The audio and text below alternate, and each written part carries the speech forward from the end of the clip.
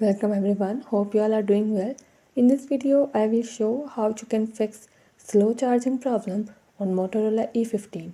Before starting this video, please press the bell icon or do subscribe this channel. Let's start our video without wasting any time.